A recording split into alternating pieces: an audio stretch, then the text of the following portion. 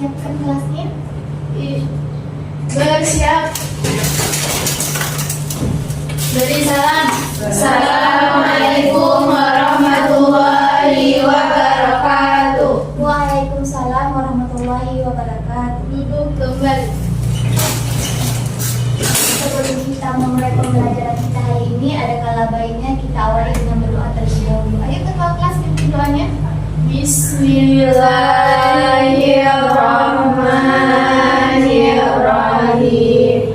Rabbi zidni ilman warzuqni fahman. Raditu billahi rabba wa bil islami dinan wa bi Muhammadin nabiyya wa rasulah. Amin.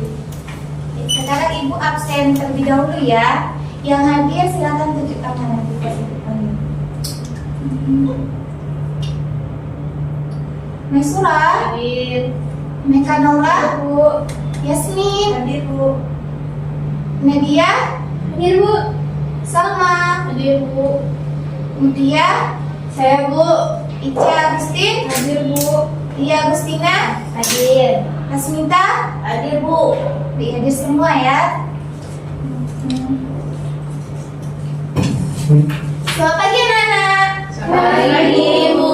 Gimana kabarnya hari ini? Alhamdulillah, baik. Udah pada sarapan semuanya? Belum. Belum, Bu. Gak ada yang ingatin, Bu. Gak ada ya. Gak ada yang masakin, Bu. Untuk kedepannya kita harus sarapan dulu karena kita akan memulai aktivitas, jadi kita butuh energi ya. Sekarang ada yang masih ingat nggak materi kita minggu lalu itu apa? Pendapatan nasional, Bu. Ya sama. Dengan kesenjangan ekonomi. Nah apa itu pendapatan nasional? Kalau pendapatan nasional itu merujuk pada pandangan atau opini sikap umum yang dipegang oleh suatu populasi negara berdasarkan isu politik. Sedangkan kesenjangan ekonomi yaitu perbedaan dalam hal pendapatan kekayaan yang dimiliki oleh masyarakat. Untuk materi kita hari ini yaitu tentang ketenagakerjaan. Nah di sini udah pernah mendengar atau tahu apa itu ketenagakerjaan? Tahu. Apa itu? Angkatan kerja. Ya, baik. Jadi ibu akan menjelaskan lebih signifikan lagi ya.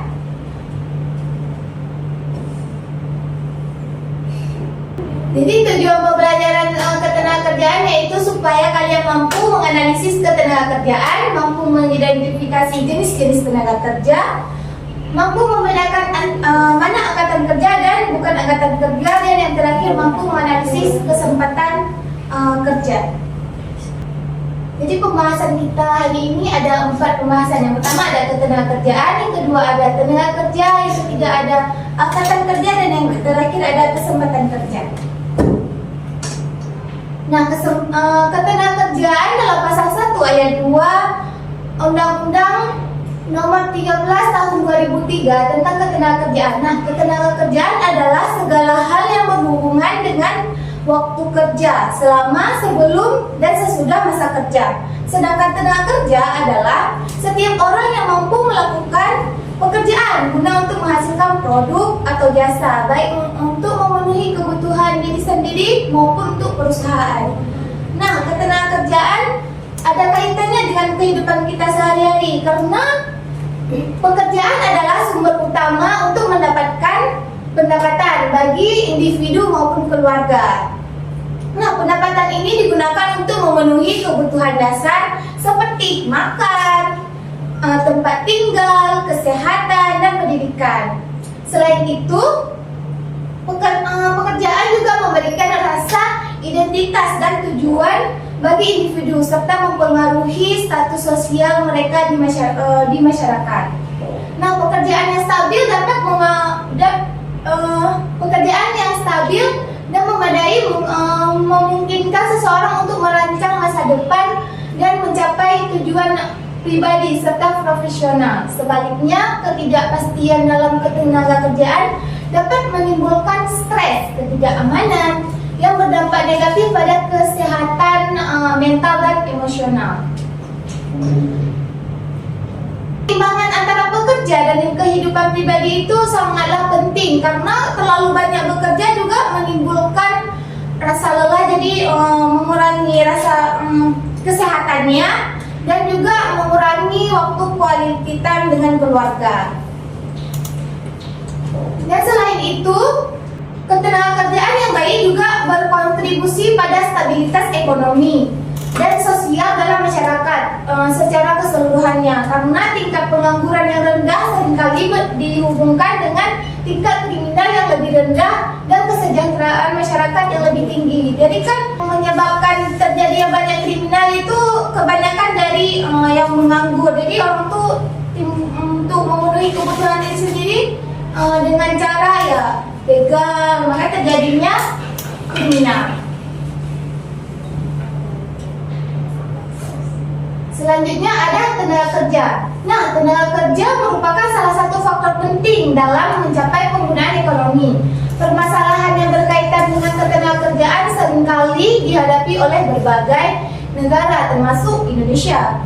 Upaya yang dapat dilakukan salah satunya adalah dengan memberikan pelatihan guna meningkatkan keterampilan kerja sehingga dapat mengurangi masalah ketenagakerjaan.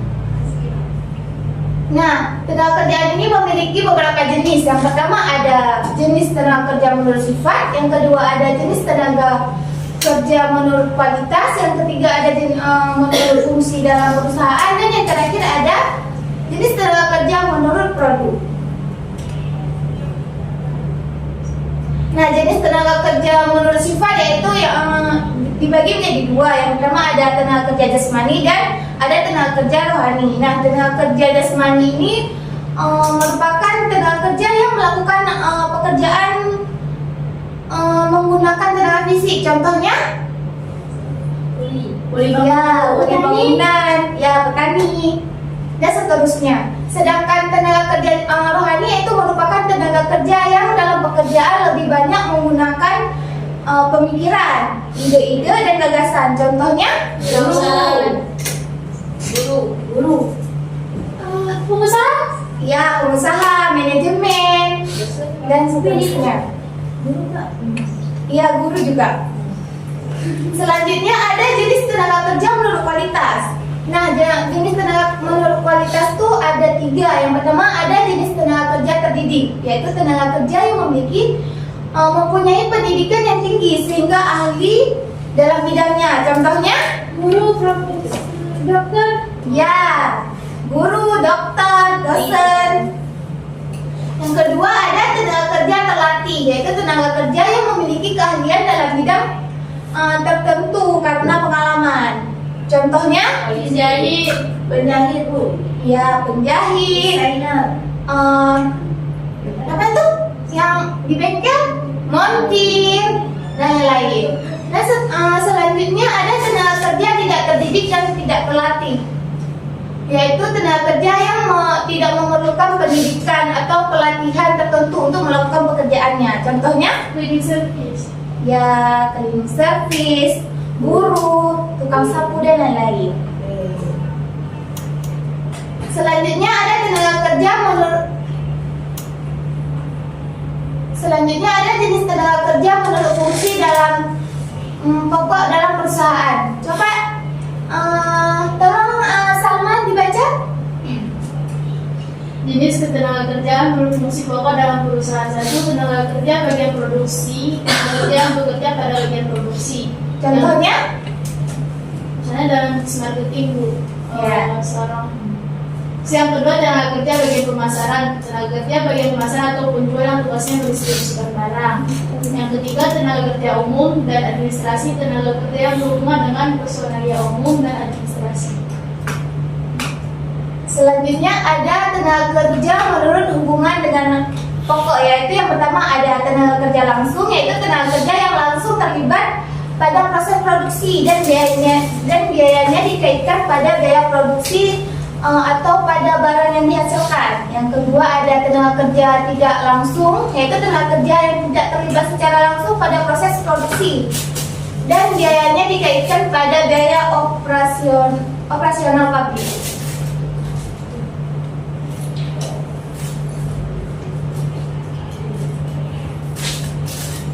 Selanjutnya ada angkatan kerja. Coba mereka orang baca. Angkatan kerja. Jadi angkatan kerja adalah penduduk usia kerja yang bekerja dan yang sedang mencari pekerjaan atau menganggur. Angkatan kerja sering juga disebut sebagai penduduk yang aktif secara ekonomi. Angkatan kerja terbagi menjadi dua, yaitu yang pertama, penduduk yang termasuk angkatan kerja adalah penduduk usia kerja minimal 15 tahun ke atas yang bekerja atau punya pekerjaan, sementara yang tidak bekerja dan pengangguran. Yang kedua, penduduk yang termasuk bukan angkatan kerja adalah penduduk usia kerja yang masih sekolah, mengurus rumah tangga atau melaksanakan kegiatan lainnya selain kegiatan pribadi.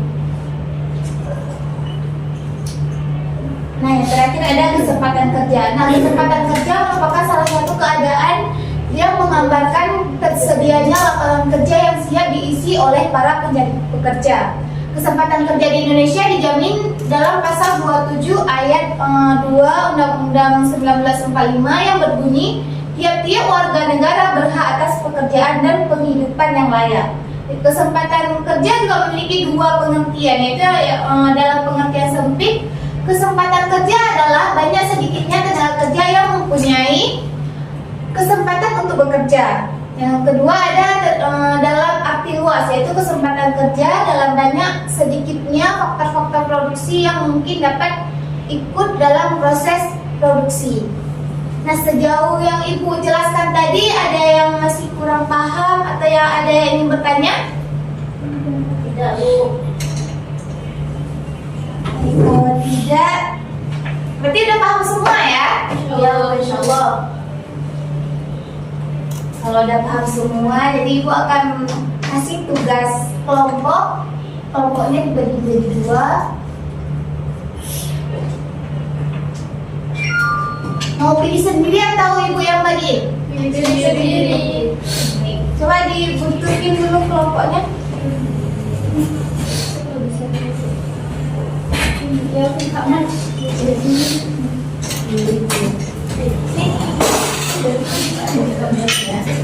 Sini. Mau ya.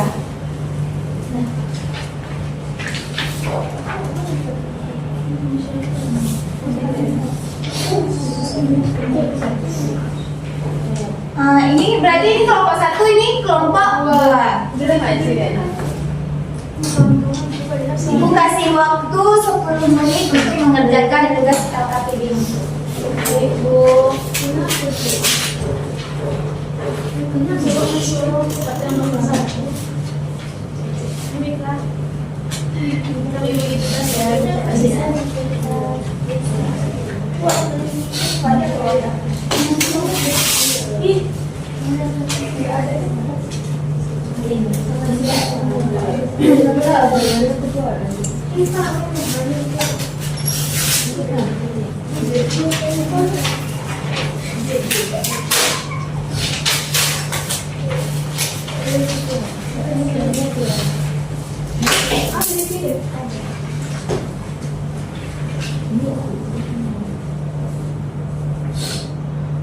Gimana kelompok satu?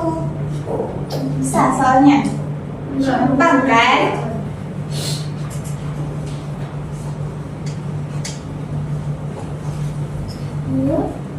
Iya.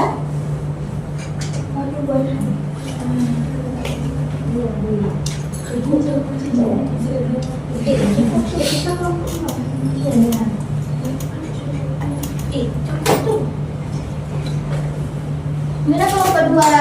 Ada kendala? Ada aku. Di mana?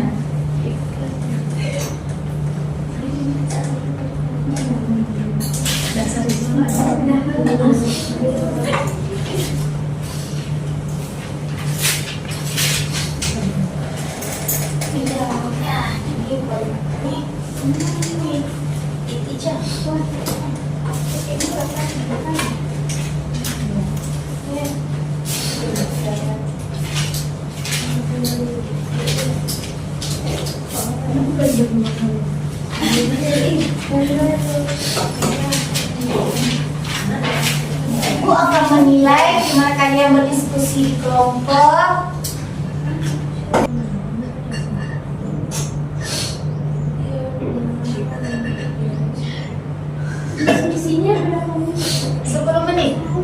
siap Bu. Sudah? Sudah. Ya. Selesai, Bu. Singkat pada Jelas. Gampang nggak soalnya? kurang gampang. Sudah siap Bu. Udah kelompok 1 udah? Udah. Bu. Kelompok 2? Udah Bu. Kalau sudah, perwakilannya mau ke depan untuk mempresentasikan hasil diskusi kelompoknya. Di sini aja boleh, Bu? Boleh juga. Bisa kali, Bu. Izin ya, Bu. Ya. Izin teman-teman, Assalamualaikum warahmatullahi wabarakatuh. Waalaikumsalam warahmatullahi wabarakatuh. Saya Nadia Ulfa, perwakilan dari kelompok 1. Jadi di sini saya ingin mempresentasikan hasil dari apa yang telah kami diskusikan. Yang dimana pertanyaan itu jelaskan hubungan antara pelatihan tenaga kerja dengan pengangguran, masalah ketenagakerjaan di Indonesia, serta berikan analisis yang mendalam tentang bagaimana pelatihan dapat mempengaruhi tingkat pengangguran dan produktivitas tenaga kerja. Nah, menurut kelompok kami, pelatihan tenaga kerja memiliki Kelompok 2, kontribusi. tolong disimak dulu. Kelompok Kamu 1. yang diskusi, Bu. Jadi Menurut kelompok kami, pelatihan tenaga kerja memiliki peran penting dalam mengurangi masalah ketenagakerjaan di Indonesia. Melalui pelatihan, tenaga kerja dapat meningkatkan keterampilan dan pengetahuan mereka, yang pada gilirannya membuat mereka lebih kompetitif di pasar kerja dengan peningkatan keterampilan. Nah, terus tenaga kerja menjadi lebih mampu memenuhi tuntutan pekerjaan yang lebih kompleks dan spesifik, yang dimana seringkali tidak dapat dipenuhi oleh tenaga kerja yang lain tanpa pelatihan. Nah, hal ini dapat mengurangi tingkat pengangguran karena lebih banyak individu yang memenuhi syarat untuk pekerjaan yang tersedia. Selain itu, produktivitas tenaga kerja juga meningkat karena pekerja yang terlatih mampu bekerja lebih efisien dan menghasilkan output yang lebih tinggi. Nah, pelatihan yang tepat juga dapat membantu pekerja beradaptasi dengan perubahan teknologi dan proses kerja baru, yang dimana sangat penting dalam ekonomi yang terus berkembang. Mungkin ini saja pendapat dari kelompok kami. Sekian, mungkin ada dari teman-teman yang ingin ditanyakan? Tidak. Mana kelompok 2? Tidak Bu. Udah Bu. Udah sempurna. Bu? Udah bisa Bu. Oke, mungkin ini saja. Saya tutup. Assalamualaikum warahmatullahi wabarakatuh. Waalaikumsalam warahmatullahi wabarakatuh. Masih hapus dulu kelompok 1. Baik, selanjutnya kelompok 2. Assalamualaikum warahmatullahi wabarakatuh. Waalaikumsalam warahmatullahi wabarakatuh. Baik, saya perwakilan dari kelompok 2 yang akan menjelaskan hasil diskusi kami. Berdasarkan klasifikasi tenaga kerja menurut kualitasnya, analisis bagaimana perbedaan antara tenaga kerja terdidik dan tenaga kerja terlatih dapat mempengaruhi struktur organisasi dan efisiensi kerja dalam sebuah perusahaan manufaktur. Jadi jawabannya, dalam sebuah perusahaan manufaktur, tenaga kerja terdidik dan tenaga kerja terlatih memainkan peran yang berbeda namun saling melengkapi. Tenaga kerja terdidik biasanya memiliki pengetahuan teoritis yang mendalam dan kemampuan analisis yang tinggi, yang berguna dalam perencanaan, pengembangan produk, manajemen, dan pengembalian keputusan strategi. Sudah, Bu. Mana kelompok 1? Ada tanggapan? Sudah, Bu. Sudah mantul. Oke, terima kasih.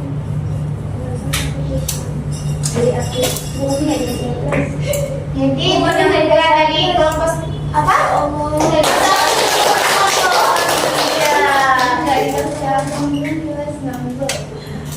Jadi presentasi dari kedua belah kelompok sangat bagus dan jawabannya sangat tepat. Jadi ibu akan mengirimkan tugas individu yang akan dikerjakan di rumah dan di depan tolong dikumpulkan dan jangan ada yang sama jawabannya karena ini kan individu, ya. Jadi untuk tugas di rumah tuh ibu akan kirimkan lewat grup WA saja.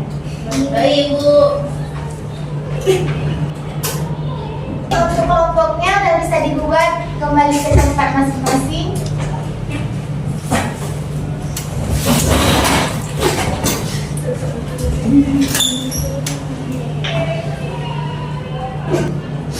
Nah, untuk kesimpulannya, ada yang ingin menyimpulkan materi kita hari ini? Ya. Mari Mas Sora. Jadi kesimpulan materi pada hari ini yaitu ketenagakerjaan adalah segala hal yang berhubungan dengan tenaga kerja berlaku sebelum, selama, dan sesudah masa kerja. Nah, tenaga kerja ini merupakan setiap orang yang mampu melakukan pekerjaan guna menghasilkan barang ataupun jasa baik itu memenuhi kebutuhan sendiri maupun kebutuhan untuk perusahaan. Nah, angkatan kerja merupakan penduduk usia 15 tahun ke atas yang bekerja dan yang sedang mencari pekerjaan atau menganggur. Angkatan kerja ini juga sering disebut sebagai penduduk aktif secara ekonomi. Nah, kesempatan kerja yaitu suatu keadaan yang menggambarkan tersedianya lapangan kerja yang siap diisi oleh para pencari kerja dan kesempatan kerja. Dan untuk pembahasan kita minggu depan yaitu tentang permasalahan ketenagakerjaan seperti pengangguran, dampak dari pengangguran, dan cara mengatasi pengangguran serta sistem upah. Jadi untuk refleksinya itu manfaat pembelajaran kita hari ini, yang kedua ada kekurangan dalam pembelajaran kita hari ini, dan yang terakhir ada upaya yang dilakukan untuk mengatasi kekurangan pembelajaran kita hari ini.